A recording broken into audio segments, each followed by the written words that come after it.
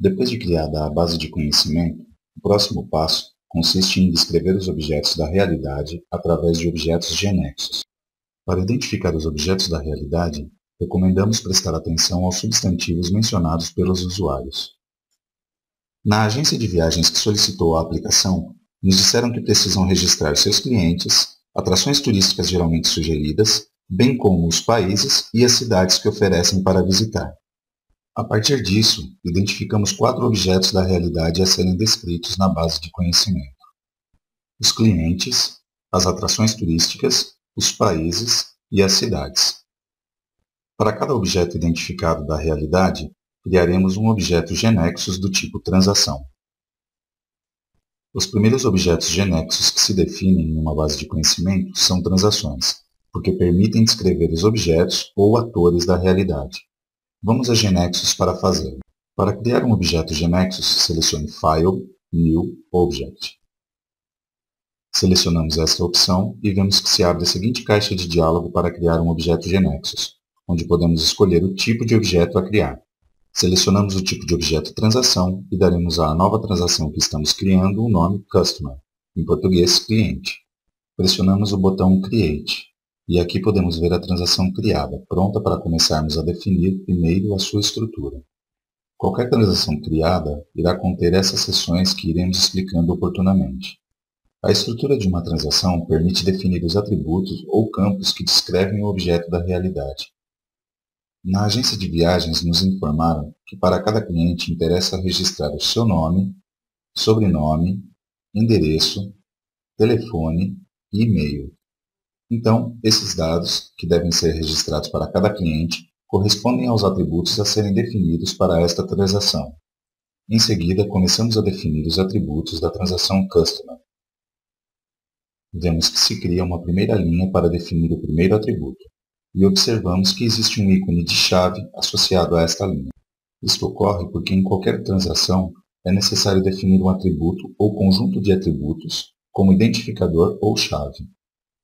O conceito de identificador ou chave tem por objetivo permitir identificar de forma única cada cliente registrado, ou o objeto da realidade em questão. Em outras palavras, não será possível inserir 2 clientes com o mesmo valor de identificador. Vamos agora definir o atributo-chave da transação Customer. Uma vez que não nos solicitaram que armazenássemos o passaporte ou cédula de identidade, que poderiam ser dados candidatos a serem definidos como identificadores, criaremos um atributo com o nome Customer ID, o qual é uma abreviação de Customer Identifier, ou seja, identificador de cliente, e em breve veremos como fazer para que se autonumere correlativamente. Notamos que ao digitar o ponto no teclado, Genexus escreve o nome da transação como prefixo no nome do atributo. Resta somente digitar a continuação do prefixo Customer, a palavra ID. Pressionamos Tab e temos que escolher o tipo de dados que esse atributo armazenará. Se pressionamos a seta, vemos os tipos de dados que Genexus nos oferece, e vamos deixar para esse atributo o tipo de dados sugerido, ou seja, numérico de 4 dígitos, sem decimais. Pressionamos Enter e vamos passar a definir o segundo atributo. Cria-se uma nova linha. Novamente digitamos ponto e completamos o nome do atributo Name, ou seja, Customer Name, nome do cliente. Para definir o tipo de dados que armazenará o atributo Customer Name, neste caso, selecionaremos o tipo de dados Character. Notamos que se pressionamos a abertura de parênteses, o tamanho por padrão que nos oferece é de 20 caracteres, e o deixaremos assim. Com o mesmo procedimento, incluímos o atributo Customer Last Name, ou seja, sobrenome do cliente, que também será do tipo caractere de comprimento 20. Agora, definimos o atributo Customer Address, endereço do cliente, e vemos que neste caso o tipo de dados se atribuiu automaticamente. Genexus percebeu que queremos criar um atributo cujo nome coincide em parte com um tipo de dados existente. Continuamos com Customer Phone, telefone do cliente, e vemos que Genexus atribuiu o tipo de dados Phone.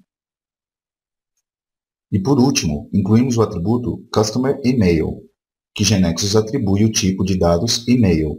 Em particular, os tipos de dados address, phone e e-mail são tipos de dados especiais chamados domínios semânticos, e mais tarde veremos que quando trabalhamos com eles, incluem funcionalidades que são próprias de um endereço, um telefone ou um e-mail, respectivamente.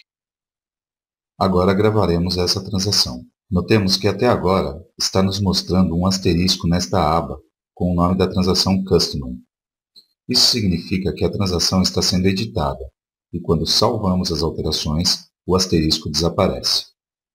Selecionemos agora a aba Web Form e vemos que, considerando que nossa aplicação é uma aplicação web, GeneXus desenhou automaticamente, conforme a estrutura definida, um formulário web, de modo que através dele os usuários podem executar inserções, modificações e exclusões de clientes.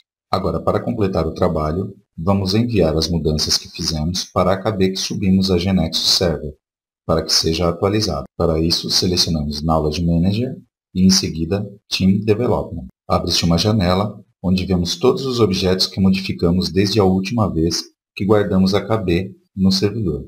Aqui, vemos que se criou a transação Customer, seus atributos e a tabela Customer.